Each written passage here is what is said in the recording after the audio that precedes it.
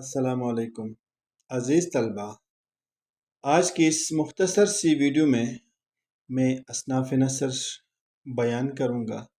پچھلی ویڈیو میں اصناف نظم بیان کیا تھا۔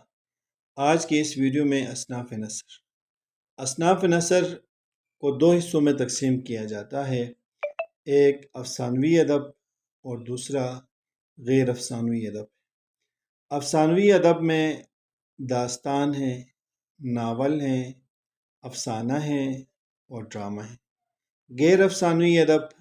غیر افسانوی ادب میں مضمون ہے، مقالہ ہے، انشائیہ ہے، سوانح عمری ہیں، آپ بیتی ہیں، خاکہ، مکتوب، تبصرہ، طنز و مزاح، سفرنامہ اور نثری نظم۔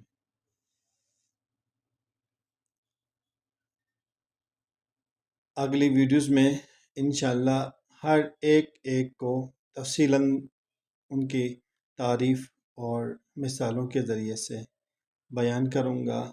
آپ ہمارے ساتھ رہیں۔ اللہ حافظ۔